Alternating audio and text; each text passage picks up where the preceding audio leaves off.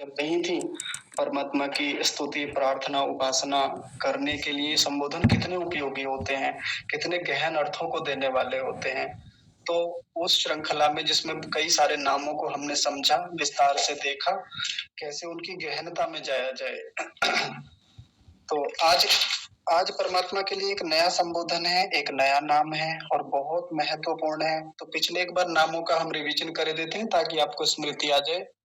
हे सच्चिदानंदानंत स्वरूप, हे नित्य शुद्ध बुद्ध मुक्त स्वभाव, हे अदित्यानुपम जगदादि कारण, हे अज निराकार। और कल जो हमने देखा था वो था सर्वशक्तिमन। ये हुआ था ना, सर्वशक्तिमन, यहां तक हुआ था। आज एक नया नाम है, आज का नाम है न्यायकारिन।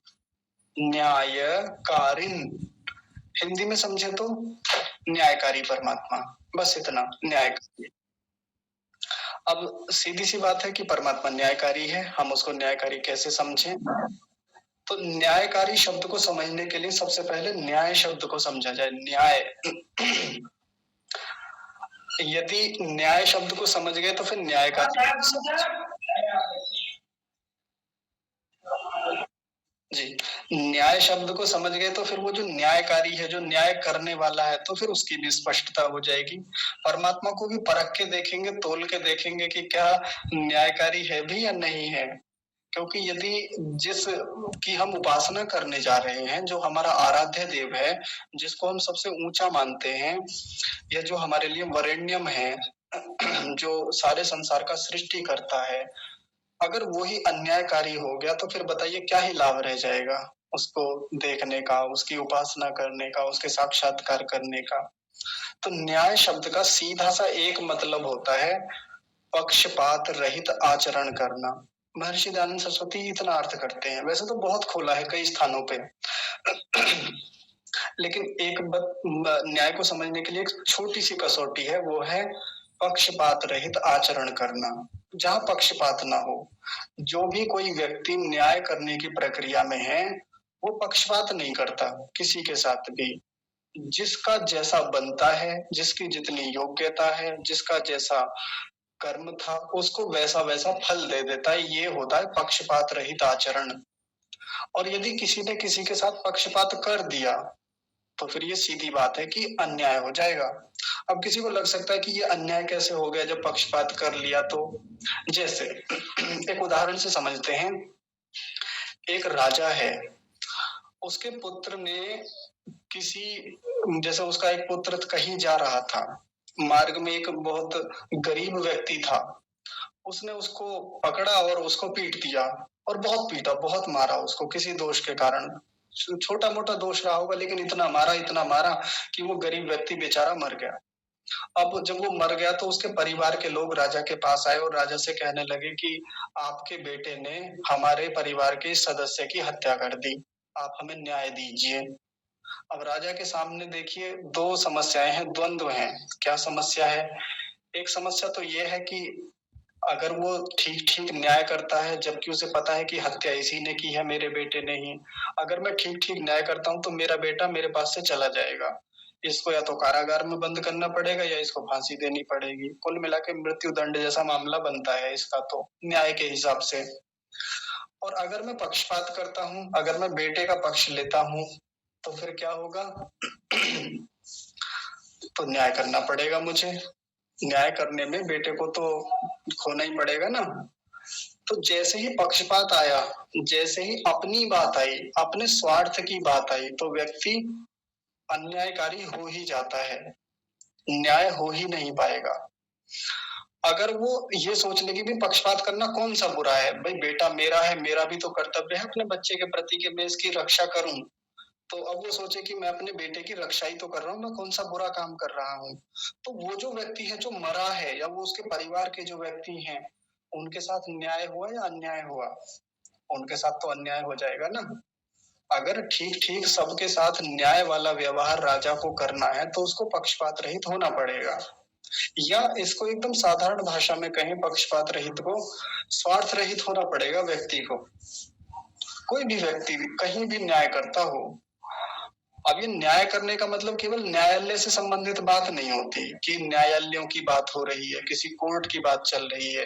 न्याय तो किसी भी स्तर पे हो सकता है, किसी परिवार में कोई एक बड़ा व्यक्ति है, यदि वो किसी के साथ न्याय करता है, परिवार में कुछ होता है, तो वो जिस व्यक्ति का जैसा योग्यता है, जैसा आचरण है, जैसा जिसका बनता है, उसको वैसा-वैसा उतना-उतना देता है। उसके साथ वैसा ही व्यवहार करता है, तो बिल्कुल वो व्यक्ति न्यायकारी है। वो जो घर का जो मुखिया है, वो न्यायकारी कहलाएगा फिर। और यदि वो इसके विरुद्ध आचरण करे, जिसका जैसा था वैसा नहीं किया, वहाँ पक्षपात कर बैठा, जिससे इतिहास में कई सारे उदाहरण मिल भी जाते हैं। जैसे एक उदाहरण आपने खुद सुना होगा, उत्तानपाद नाम का, है ना? उत्तानपाद एक राजा थे, उनकी 2 रानियाँ थीं, एक थी सुनीति, एक थी सुरुचि। तो सुनीति जो थी वो बड़ी थी, पहले उनसे विवाह हुआ था, सुरुचि जो थी उनसे बाद में विवाह हुआ राजा का। जो सुनीति थी, उनसे जो पुत्र था उसका नाम था ध्रुव। जिन ध्रुव की घटना आज हम सुनते रहते हैं, उनकी कहानियाँ बड़ी प्रचलित हैं ध्रुव जी की। और जो दूसरी थी रानी सुरुचि, उनसे भी एक बेटा था, उनका नाम मुझे नहीं पता। तो राजा करते क्या थे, उनको सुरुचि से अधिक प्रेम था। सुरुचि से अधिक प्रेम होने के कारण एक सीधी-सी बात है कि उनके बेटे के प्रति भी ज़्यादा झुकाव था, जो सुरुचि से उत्पन्न हुआ था। और उसी को लेके हमेशा उसी को लाड करना, उसी को प्रेम करना, और उनकी उपेक्षा हमेशा रहती थी ध्रुव के प्रति। तो जब वो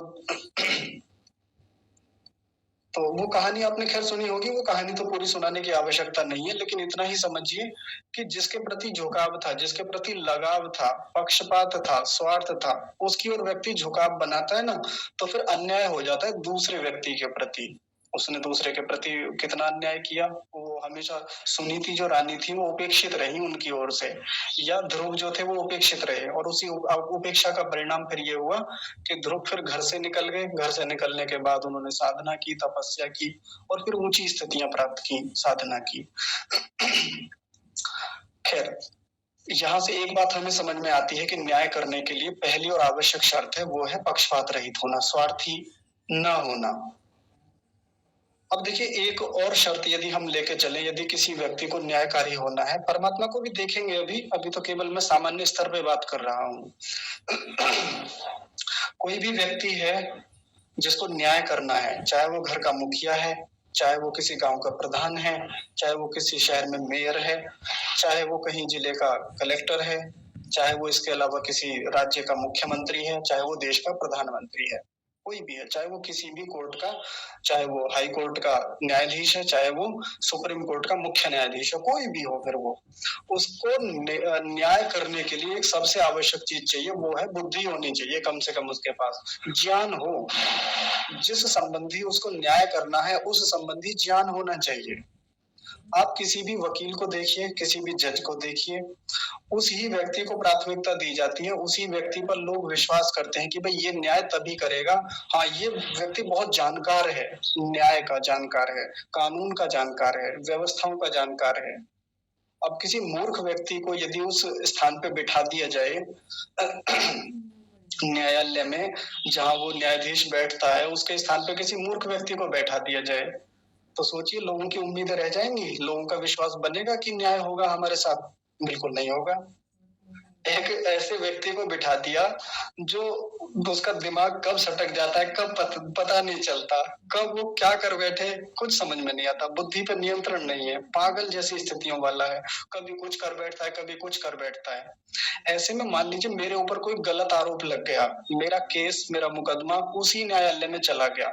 अब मैंने उस व्यक्ति के बारे में पहले से सुन रखा है कि भाई ये जो व्यक्ति है, जो हमारे यहाँ का जो न्यायाधीश है, जो जज है, वो बड़ा मूर्ख व्यक्ति है, वो बड़ा अत्याचारी व्यक्ति है, और वो उसकी दिमाग का पता ही नहीं चलता क्या कर दे वो कब।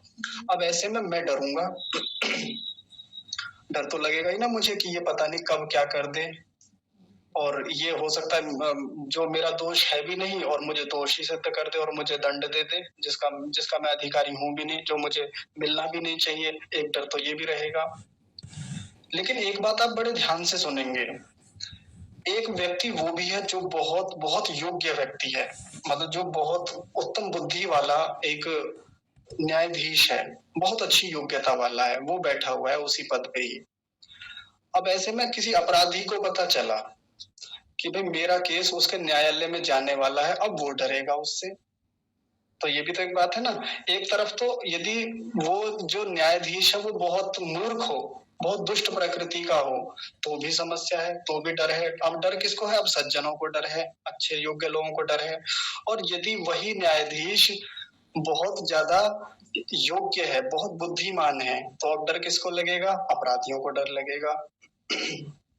लेकिन ऐसे में जब ये पता चल जाए कि बहुत योग्य व्यक्ति है, बहुत अच्छा, बहुत जानकार व्यक्ति है, जो न्यायाधीश की भूमिका में है, ऐसे में जो सज्जन लोग हैं, जो धार्मिक लोग हैं, जो न्याय के लिए सच में कामना करते हैं, जो चाहते हैं कि न्याय की स्थापना हो, अब ऐसे लोगों के लिए निर्भयता हो जाएगी। अब वो उनको डर थोड़ी लगेगा, क्योंकि उनको विश्वास है कि भाई वो जो व्यक्ति बैठा है ना, उसको कानून की समझ है, उसको जानकारियां हैं, उसको पता है कि दोष किसका है, उसको ये पता है कि भाई ये व्यक्ति कर ही नहीं सकता, या ये साक्ष्यों के आधार पे वो ठीक ठीक निर्णय करेगा ही करेगा। ऐसे में देखिए हम लोग निर्भय हो जाते हैं, ऐसा होता ही है। जब हम परमात्मा के बारे में ये सब चीजें देखते हैं तो हमें ये बताया जाता है कि हमें परमात्मा से डरना चाहिए। ऐसा कहा जाता है, भगवान से डरो। अगर वो परमात्मा सब कुछ जानता है, मेरे कर्मों को समझता है, मेरे पापों को भी जानता है, मेरे पुण्यों को भी जानता है, तो बताइए डरने वाली बात क्या रह जाती है? किस बात का डरना उससे? भाई डरना तो तब होता जब वो परमात्मा मूर्ख होता, जब वो परमात्मा कुछ जानता ही नहीं, तब तो हमें डर लगता।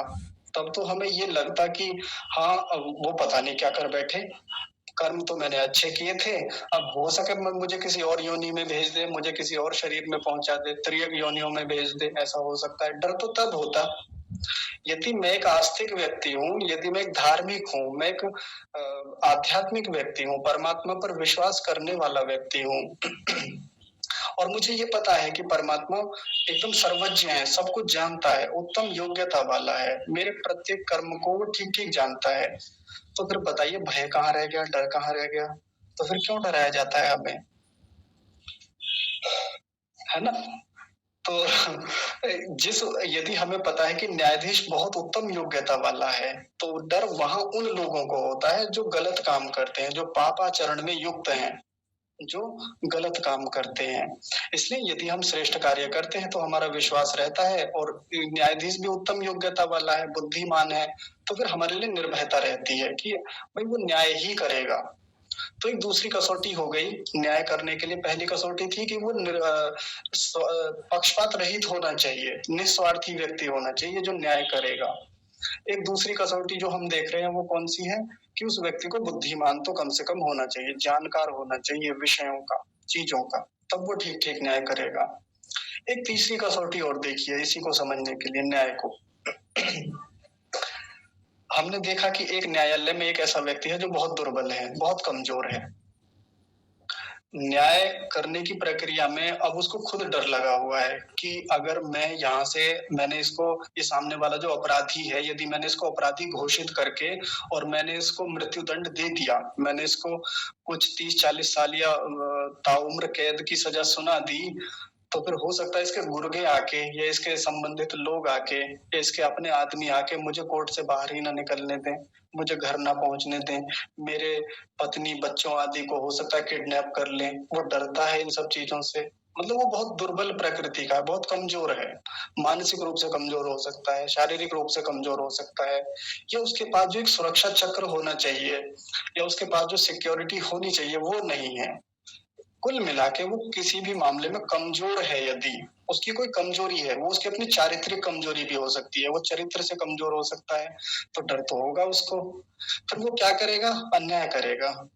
उसको डर है कि यदि मेरा ये कृत्य लोगों के सामने आ गया तो फिर क्या ही होगा मेरा। जैसे एक उदाहरण लेके चलिए, वो कोर्ट में बैठा हुआ था, कई दिन से वो केस चल रहा है, ऐसे में उसके पास एक पत्र आता है उसी अपराधी की ओर से ही, अपराधी के परिवार वालों की, या अपराधी का कोई आदमी होगा, उसने कोई पत्र भेज दिया कि जज साहब आपके कारनामे मुझे सब पता है और उनके साक्ष्य भी है मेरे पास, अगर आपने मुझे सजा दी तो देखिए लीक कर दूंगा ये सब चीजें। भाई कमजोर है, ये कमजोरी है उसकी, जज की चारित्रिक रूप से कुछ ऐसे प्रमाण होंगे उसके पास जो उसने धमकी दी लीक करने की, और वो बिल्कुल ठीक भी है, जज को पता भी है कि हाँ यार ये मेरी कमजोरी है, और ऐसे में यदि वो निकल गया, वो लीक हो गया, तो फिर जज का सारा चरित्र जनता के सामने आ जाएगा और फिर क्या ही इज्जत रह जाएगी। सब लोग क्या कहेंगे, बड़ा अन्यायकारी है, बड़ा दुष्ट प्रकृति का जज है, ऐसी बातें बनेंगी। तो ऐसे में किसी भी प्रकार की कमजोरी उसके लिए घातक सिद्ध हो सकती है और वो अपना निर्णय पलट सकता है। वो अपराधी के पक्ष में अपना निर्णय दे सकता है। पलटेगा ही पलटेगा, किसी ना किसी के साथ तो फिर अन्याय करेगा। अपराधी ने जिसकी हत्या की, जिसकी चोरी की, लूटपाट की या जो भी दुष्ट कर्म किया, जिसके साथ वो हुआ, उसके साथ तो अन्याय हो जाएगा ना। तो न्यायाधीश की कमजोरी किसी भी लेवल की कमजोरी हो सकती है, वो उसके ज्ञान की कमजोरी हो सकती है, शरीर की कमजोरी हो सकती है, चरित्र की कमजोरी हो सकती है।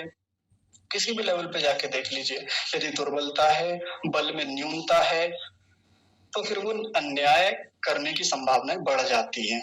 अन्याय ही करेगा ऐसा नहीं कह सकते, लेकिन अन्याय हो सकता है, उससे निश्चित रूप से हो सकता है कहीं ना कहीं।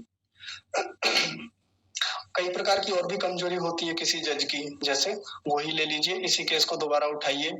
जज ने बिल्कुल साफ कर दिया है कि आपको सजा होनी ही होनी है। ऐसे में वो जो अपराधी है, उसकी ओर से फिर उसके लिए एक खत आता है, एक पत्र आता है कि या फोन कॉल आता है कि जज साहब, देखिए आपके बीवी बच्चे जो हैं वो बाजार में आते जाते रहते हैं, आपके जो बच्चे हैं वो भी स्कूल आते जाते रहते हैं, और देखिए बस कब पलट जाएगी या कब वो रिक्शा उड़ जाएगा एक्सीडेंट में, कहा नहीं जा सकता, है ना। तो आप देख लीजिए आगे का जो भी अब है। तो उस जज की कमजोरी है उसका परिवार, सुरक्षा चक्र उसके पास है नहीं, या उसके पास जो बल होना चाहिए अपनी रक्षा के लिए वो नहीं है। तो संभावनाएं क्या बनती हैं, निर्णय पलटेगा, अन्याय करेगा ही करेगा, ऐसी स्थितियां है ना। तो किसी भी जज के अन्यायकारी होने में एक सबसे बड़ी जो बाधा है वो है उसका बलहीन होना, उसके पास बल का ना होना, किसी भी प्रकार की कमजोरी का होना। परमात्मा में घटा के देख लें इन तीनों चीजों को, परमात्मा में देख लेते हैं, क्योंकि पिछले दिनों जो चर्चा हुई है उसके आधार पे पता भी चल जाएगा कि परमात्मा में ये सब चीजें हैं या नहीं है, क्या वो इनके आधार पे न्याय करेगा या अन्याय करेगा। सबसे पहली वाली कसौटी को परमात्मा पे कस के देखते हैं। पहला क्या था, पक्षपात रहित है या वो पक्षपात से युक्त भी किसी के साथ आचरण कर सकता है। तो सीधी सी बात यह है कि पक्षपात रहित व्यक्ति वही होता है जो न्यूनता होती है, जिसके पास किसी ना किसी चीज की कमी है। पक्षपात वही व्यक्ति करता है, स्वार्थी वही तो व्यक्ति होगा जिसको किसी चीज की न्यूनता है, कमी है, वही व्यक्ति करेगा। जैसे एक व्यक्ति है, कोई मतलब मैं आप वैसे अन्यथा मत लीजिएगा, मान लीजिए कोई एक सेठ जी है कोई, अब उनके पास किसी चीज की कमी है, उनको लगता है मेरे पास धन की कमी है, तो फिर वो हेरा फेरी करेंगे, कुछ इधर उधर करेंगे मामले को, कुछ ना कुछ स्वार्थ के लिए बदलेंगे, मिलावट करेंगे, कुछ भी करें, वो ऐसा कर सकते हैं क्योंकि उनके पास न्यूनता है, उनको लगता है कि अभी धन कम है मेरे पास, न्यूनता है। और यदि किसी व्यक्ति के पास भरपूर धन है, उसको लगता है कि अब इससे ज्यादा चाहिए भी नहीं, तो फिर वो क्यों ही गलत काम करेगा। तो परमात्मा को यदि हम देखें तो उसके पास इस संसार में किसी चीज की न्यूनता है, किसी प्रकार के ऐश्वर्य की कोई कमी है, या किसी से विशेष लगाव या किसी से द्वेष हो, क्योंकि व्यक्ति द्वेष के कारण भी तो अन्याय करता है ना, किसी के साथ कुछ भी कर सकता है, वो किसी से उसकी कोई दुश्मनी हो गई तो उसी को ही हत्या कर दी, उसी का कुछ बुरा कर दिया। तो परमात्मा का ऐसा किसी के प्रति द्वेष या किसी के प्रति राग लगाव या कुछ विशेष चाहिए परमात्मा को, किसी से विशेष स्तुति चाहिए, किसी से विशेष प्रशंसा चाहिए, यश की कामना है कि यदि मैं ऐसा कर दूंगा इस व्यक्ति के साथ, इन सज्जनों को आगे बढ़ा दूंगा तो फिर मेरी संसार भर में खूब कीर्ति होगी, खूब नाम होगा। ऐसा चाहता है क्या परमात्मा? बिल्कुल नहीं चाहता। यस्य नाम महद यशः, उसका नाम पहले से ही है संसार में, आप कितनी स्तुति कीजिए मत कीजिए, उसके नाम से किताबें छापिए मत छापिए, उस पर कोई फर्क नहीं पड़ता, है ना। आप उसके नाम का खूब गुणगान कीजिए तब भी उस पर कोई फर्क नहीं पड़ता, मत कीजिए तब भी कोई फर्क नहीं पड़ता। उसका यश, उसकी कीर्ति, उसका नाम पहले से ही है। उसकी योग्यताएं, उसके पास सारे ऐश्वर्य पहले से हैं। आप भले ही अपने आप को उन ऐश्वर्यों का स्वामी कहते रहिए, लेकिन ऐश्वर्य तो सब उसी के हैं, बनाने वाला तो वही है। तो उसको तो कुछ चाहिए भी नहीं आपसे, हमसे, किसी से भी। तो कुल मिला के परमात्मा निस्वार्थी है, और जब निस्वार्थी है, किसी प्रकार का कोई उसका स्वार्थ नहीं है, क्यों किसी से पक्षपात करेगा। तो जिसका जैसा बनता है फिर उसको वैसा का वैसा ही तो देगा वो। यदि किसी ने गलत किया तो गलत को गलत रूप में देगा वो, उसको वैसा दंड देगा। किसी ने अच्छा काम किया तो उसको उसी रूप में पुरस्कार देगा, अच्छी चीजें देगा। क्या देगा वो बाद में बात करेंगे, लेकिन इतना तो बनता है कि जब वो निस्वार्थी है तो फिर न्याय ही करेगा। एक कसौटी पूरी हो गई। दूसरी कसौटी देखते हैं। वो किस चीज की है? वो है बुद्धिमत्ता की, वो है जानकारी की। जो परमात्मा सर्वव्यापक है, जो परमात्मा सब जगह व्याप्त है, ऐसी ऐसी स्थितियों में भी व्याप्त है जहां कोई जाके उसे देख भी नहीं सकता। जैसे बात हुई, जहां जाके प्रकाश की कोई किरण रिफ्लेक्ट नहीं हो सकती, वो परमात्मा वहां भी सूक्ष्म रूप में विद्यमान है। परमाणु के भीतर होने वाली प्रत्येक गति को वो जानता है। तो सोचिए, मेरे द्वारा किए जाने वाले गलत कर्मों को नहीं जानता होगा क्या वो? क्या मैं छुप के उससे कोई गलत काम कर सकता हूँ?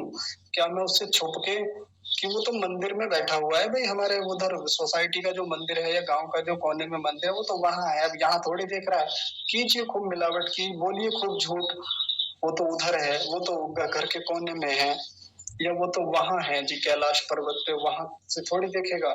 क्योंकि अपने लोगों की यही सोच रहती है कि मंदिर में खड़े हैं भाई, यहाँ झूठ नहीं बोलना, या मंदिर में खड़े हैं यहाँ हत्या नहीं करेंगे, यहाँ गलत विचार नहीं आने चाहिए मन में। लेकिन जो आस्तिक व्यक्ति होता है वो तो परमात्मा को सब जगह देखता है ना, तो वो बचता है उन गलत कामों को करने से। तो जो परमात्मा सब जगह व्याप्त है तो सब कुछ जानता भी तो है वो, उसकी दृष्टि से किसी का कोई कर्म बचता नहीं है। और वो परमात्मा ऐसा भी नहीं है कि कोई 7वें 8वें 9वें आसमान पे ऊपर बैठा हुआ है तो वहां से देखेगा, मैं नहीं दिखूंगा, मेरे ऊपर तो छत आ रही है, परमात्मा मुझे कैसे देख लेगा? क्योंकि अपने लोगों ने तो उसे आसमानों पे ऊपर बिठाया हुआ है ना। लेकिन जो सच्चा आस्तिक व्यक्ति है वो तो उसको सर्वव्यापक मानता है, सर्वज्ञ मानता है, सब कुछ जानने वाला। और उसकी सर्वज्ञता और सर्वव्यापकता दोनों साथ साथ चलते हैं। अगर वो सब जगह ना होता तो सर्वज्ञ ना होता फिर, क्योंकि सब जगह होने से सब चीजों को यथावत जानता है।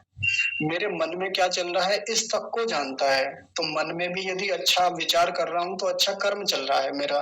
मन में बुरा विचार है, मन में किसी की हत्या की चर्चा चल रही है, मन में किसी के प्रति गलत आचरण को लेके कुछ बात चल रही है, कुछ मनन चल रहा है, तो ये तो गलत कर्म हो रहा है ना भीतर से भी, और परमात्मा उसको भी जान रहा है। तो उसके लिए उसकी ओर से भी दंड मिलेगा। यदि सही विचार कर रहा हूं तो उसकी ओर से पुरस्कार मिलेगा, सही चीजें मिल जाएंगी। कुल मिला के जिस जज को हम देख रहे थे कि बहुत योग्यता वाला होना चाहिए, उसको जानकारियां होनी चाहिए कानून की, उसको सब व्यवस्थाओं की, साक्ष्यों की, जो सबूत आएंगे, जो गवाह आएंगे, उन सबकी ठीक ठीक जानकारी होनी चाहिए। सब व्यवस्थाओं की, ये नहीं कि केवल गवाह और सबूतों के को मद्देनजर रखते हुए ही वो न्याय कर पाएगा। उसका अपना भी विवेक होता है, वो चीजों को समझता है, तब जाके वो न्याय कर पाता है। तो परमात्मा का अपना महान विवेक है, महान ज्ञान है। और देखिए, ये वाला जो जज है जो मनुष्य के रूप में है, ये तो इसका होता क्या है, ये हर जगह तो हर वारदात में शामिल होता नहीं है। ऐसा थोड़ी है कि जब वारदात हुई थी ये वहां था। अभी तो साक्ष्यों के, तथ्यों के आधार पे ही तो निर्णय करता है। और जो कानून में, जो संविधान में लिखा हुआ है, आईपीसी सीआरपीसी में लिखा हुआ है, उसके आधार पर निर्णय करेगा। लेकिन हमारा वाला जो न्यायाधीश है वो तो हर व्यवस्था में सम्मिलित है, वो तो हर वारदात में शामिल है, वो तो हर परोपकार के कार्य में सम्मिलित है। सम्मिलित का मतलब वहां है, उपस्थित है, साक्ष्य है, उसका साक्षी बना हुआ है पहले से ही। तो बताइए, कोई अपने साक्ष्य क्या प्रस्तुत करेगा परमात्मा के सामने कि ना जी आप गलत हैं, परमात्मा आप नहीं थे वहां पे, अगर आप होते तो आप देख पाते, आपने थोड़ी देखा, आपने मुझे कुत्ता क्यों बना दिया, बिल्ली क्यों बना दिया, ये जन्म क्यों दे दिया। ये शिकायतें करने का मौका ही नहीं है परमात्मा के सामने। हालांकि ऐसी कोई हियरिंग होती भी नहीं परमात्मा की, ऐसी कोई सुनवाई, ऐसा कोई केस, अदालत है ही नहीं। हालांकि कहने को कहा जाता है कि वे परमात्मा की अदालत में जाके क्या जवाब दोगे, ऐसा कहा जाता है ना। क्यों गलत काम करते हो, जब ऊपर जाओगे एक बार और वहां परमात्मा की अदालत में जवाब देना पड़ा तो क्या जवाब दोगे? तो ये जवाब देने का मामला है ही नहीं कुछ भी। ऐसा कुछ छोड़ता ही नहीं वो विकल्प। वो ठीक ठीक ही जानता है सब कुछ। जब सब कुछ जानता है, एक एक व्यवस्था में वो सम्मिलित है, तो सोचिए क्यों वो गलत अन्याय करेगा? ठीक ठीक न्याय क्यों नहीं करेगा परमात्मा? दूसरी कसौटी हो गई, क्योंकि वो बहुत बुद्धिमान है इसलिए वो ठीक ठीक न्याय ही करेगा। बस तीसरी कसौटी को और देख लेते हैं, फिर परमात्मा को न्यायकारी हम सिद्ध कर लेंगे, देख लेंगे। तीसरी कसौटी है कि बलवान होना चाहिए। उसके पास कम से कम सामर्थ्य तो हो, तभी तो माने कि वो कुछ कर सकता है। अब एक जैसे वो जज था, बहुत दुर्बल था, कमजोरियाँ थी उसकी अपनी, तो ये संभावना बनी रहती है ना कि कुछ ना कुछ तो हेरा-फेरी करेगा न्याय करने में, इधर-उधर अपराधियों को बचाएगा। अब परमात्मा के पास किस चीज़ की कमजोरी? बताइए क्या किस कमजोरी को आप सिद्ध करेंगे परमात्मा की? क्या कमजोरियाँ दिखती हैं आपको? इतने महान बल से युक्त वो परमात्मा, इतने बड़े ब्रह्मांड का वो स्वामी परमात्मा, जिस जो अपने आप में खुद सर्वरक्षक है, उसको भला किसी की रक्षा की क्या आवश्यकता है?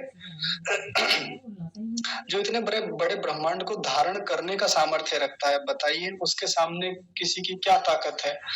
कोई अन्याय करने में उसको हरा सकता है? कोई उसको थ्रेट यानी धमकी दे सकता है? कोई उसको चैलेंज कर दे कि मिल एक बार बाहर, एक बार मिल मंदिर के बाहर, तुझे देखता हूँ। जैसे हमने तो धमकियाँ भी दे रखी हैं, ध्यान से सुनिएगा, बहुत ध्यान से। राम नहीं तो कर दूँगा सारे जग में तुझे बदनाम, दुनिया में तेरा है बड़ा नाम, है ना? मतलब धमकी देके कह रहा है वो व्यक्ति कि दुनिया में तेरा है बड़ा नाम, आज मुझे भी तुझसे पड़ गया काम। मेरी विनती सुने तो जानू, मानूँ तुझे मैं राम, राम नहीं तो कर दूँगा सारे जग में तुझे बदनाम। वाह! मतलब ये अपने लोगों की स्तुतियाँ हैं अपने लोगों की, हमारे सनातनी लोगों की, तथाकथित आध्यात्मिक धार्मिक लोगों की। इतने बड़े सामर्थ्यशाली परमात्मा को धमकी दे के कह रहे हैं कि मेरी विनती नहीं सुनी तो फिर देख मैं तुझे कैसे बदनाम करता हूँ। करके देख तू बदनाम एक बार, बताता है मैं तेरी औकात। अच्छा वो हिंदुस्तानी भाव की आवाज में है ना, ऐसे ही कहेंगे परमात्मा की अभी बताता है मैं तेरे को।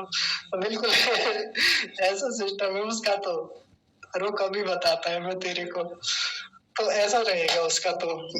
तो इतने बड़े सामर्थ्यशाली परमात्मा के सामने भला किसकी चल सकती है? आप धमकी नहीं दे सकते उसे, आप उसकी कमजोरी के लिए उसे चैलेंज नहीं कर सकते, आप कुछ लीक नहीं कर सकते उसका। बताइए क्या लीक करेंगे कि परमात्मा ऐसा है वैसा है, करते रहिए कितना भी। इतने महान सामर्थ्य वाला परमात्मा किसी से दबने में नहीं आएगा, किसी के दबाव में नहीं आएगा, कोई साक्ष्यों में दबा ले उसे, कोई किसी प्रकार की धमकी दे ले, नहीं हो सकता, सीधी बात है। या किसी भी प्रकार के कितने भी बड़े से बड़े अपराधी हों, कितने भी बड़े से बड़े सामर्थ्यशाली व्यक्ति हों, दुष्ट प्रकृति के हों, सबको दंड देने का सामर्थ्य रखता है। रावण को दंड देने के लिए शरीर लेने की आवश्यकता नहीं है उसको। कंस को दंड देने के लिए, कंस को उसके कर्मों का हिसाब किताब देने के लिए शरीर लेने की आवश्यकता नहीं है। वो अपने आप में सक्षम है, न्याय करने का उसके भीतर इतना सामर्थ्य है कि वो चुटकियों में, चुटकी भी बहुत बड़ी बात है, चुटकी से भी पहले यदि और कोई समय की कोई इकाई हो, नैनो सेकंड जैसी कोई इकाई हो, तो उसमें उड़ाने का सामर्थ्य रखता है इतने लोगों को। इतना कमजोर नहीं है परमात्मा। तो न्याय करेगा कि अन्याय करेगा? न्याय ही करेगा, निश्चित रूपेण न्याय ही करेगा परमात्मा। तो न्याय करने के लिए 3 कसौटियाँ जिस व्यक्ति में, जिस वस्तु में या किसी में भी, किसी व्यवस्था में ये दिख जाएँ, तो संभावनाएँ हैं कि न्याय ही होगा। और यदि इनमें से एक को भी आप अलग कर दीजिए, एक भी अलग कर दीजिए, कोई व्यक्ति कमजोर हो जाए, बाकी बुद्धिमान पूरा है, बाकी निस्वार्थी पूरा है, स्वार्थ रखता नहीं, तब भी अन्याय कर सकता है। या स्वार्थी बन गया है, वैसे खूब ताकतवर है, वैसे खूब बुद्धिमान है, चीजों का जानकार है, तो भी अन्याय कर सकता है। ऐसे ही मूर्ख व्यक्ति है, ताकत पूरी है उसके पास और निस्वार्थी भी है, स्वार्थ किसी से रखता नहीं, घर में अकेला है, कोई कमजोरियां नहीं है उसकी, तो भी संभावना है कि अन्याय कर सकता है। एक को हटा के देख लीजिए, लेकिन अपना वाला जिसको हम देख रहे हैं, जिसको हम न्यायकारीन कह रहे हैं, न्यायकारी कहते हैं, उसके पास ये कोई दुर्बलताएं, ये कमजोरियां, ये इनमें से एक चीज भी आप हटा के देख ही नहीं सकते। हटाइए, क्या हटाएंगे? ऐसा कुछ है ही नहीं उसमें, तो न्याय ही करेगा। अच्छा एक बात और है, बहुत ध्यान से समझेंगे, बस फिर समाप्त करते हैं। एक जज है जिसने किसी कोई उसने अपना फैसला सुनाया, फैसला सुनाने के बाद में छोड़ दिया, फैसला सुना दिया, केस खत्म, फाइल क्लोज, फाइल बंद करके रख दी और बोल दिया कि भाई 10 साल की कैद बामुरब्बत, वो क्या होता है वो, मुझे वो बोलते हैं ना ऐसा करके, और वो लेखनी तोड़ के वो कर देता है काम को खत्म कि हो गया बस इसका फैसला, आज के बाद ये केस यहीं बंद होता है। अब ऐसे में आगे का ना देखे, अगर वो जज आगे का ना देखे कि अब इसको जो सजा दी गई थी, चाहे उसको कारावास दिया गया, चाहे उसको फांसी की सजा दी गई या कुछ भी दिया गया, तो क्या वो ठीक-ठीक न्याय होगा? बिल्कुल नहीं हो सकता वो न्याय। जज की भूमिका वहाँ तक है जब तक उस अपराधी को ठीक-ठीक जो दंड था वो ना मिल जाए, या जिस व्यक्ति के साथ अन्याय हुआ था उसको ठीक-ठीक उसका मुआवजा ना मिल जाए, क्षतिपूर्ति ना हो जाए उसकी। जितना उसके पास से गया था वो उसको पूरा-पूरा ना मिल जाए। अब कहने को कह दिया, वहाँ ऑर्डर दे दिया जिलाधिकारी को या वहाँ जो पुलिस वाले थे, उपस्थित थे कि भई ले जाइए, अरेस्ट करने के लिए बोल दिया और छोड़ दिया। अब वहाँ जाके हुआ क्या? कुछ दिनों तक जेल में रखा फिर छोड़ दिया। या उन लोगों के लिए जिनके लिए मुआवजे की बात की थी कि इनको 1 लाख रुपए मुआवजा देगी सरकार, देगी, ये सरकार की ज़िम्मेदारी है। सरकार ने ऐसे ही लपेट दिया उनको कुछ 10-20 40-50 हज़ार रुपए देके। तो ये जज की भूमिका क्या केवल वहीं तक थी? हमें तो लगा था कि भई देखो जज साहब कितने अच्छे हैं, ठीक-ठीक न्याय किया है। न्याय थोड़ी हुआ, न्याय यहीं तक सीमित नहीं होता कि सही निर्णय दे दिया था। परमात्मा भी यदि किसी अपराधी को त्रियक योनियों में डाल दे, किसी ने गलत कर्म किए तो उसके हिसाब से उसे वैसी ही खराब योनि दे दी, या किसी ने बहुत अच्छे कर्म किए तो उसको बहुत अच्छा शरीर दे दिया, जाति दे दी, उसको बहुत अच्छी योग्यताएँ दे दी, अच्छी आयु दे दी, अच्छे भोग दे दिए, सुख-सुविधाएँ दे दी। इतने तक दे के छोड़ दे, तो क्या न्याय पूरा हो जाता है? नहीं होता। वो तो परमात्मा अनंत काल तक ऐसे ही जुड़ा रहेगा इन सब व्यवस्थाओं में। अनादि काल से जुड़ा आ रहा था, आज भी जुड़ा हुआ है, आगे भी जुड़ा रहेगा। जब तक कर्म होते रहेंगे, तब तक कर्मफल मिलते रहेंगे। उसकी ओर से 1 सेकंड के लिए भी, 1 माइक्रो सेकंड के लिए भी छूट नहीं है हमारे लिए कि आप बच जाएँगे, आप जेल से बाहर हो जाएँगे, तो आप जज की नज़र में ही नहीं आएँगे, पुलिस वाले आपको चकमा दे देंगे। जज का क्या है, वो तो दूसरे केसों में उलझा रहेगा। ऐसा परमात्मा के साथ नहीं है। वो अपने आप में इतने बड़े सामर्थ्य वाला है कि उसके सामने सब केस चलते रहते हैं, किसको कहाँ तक देना है, किसको कितनी आयु देनी है, किसको कितने भोग देने हैं, हर व्यवस्था में सम्मिलित रहता है, हर व्यवस्था में। तो मामला केवल जन्म देने तक का नहीं होता कि जन्म दे दिया, परमात्मा की ओर से न्याय पूरा हो गया। नहीं जी, आगे भी तो कर्म करता रहता है ना व्यक्ति, उनका फिर हिसाब, उनके लिए फिर आगे का कर्म फल तैयार करके रखता है वो। सब व्यवस्थाओं में सम्मिलित रहता है।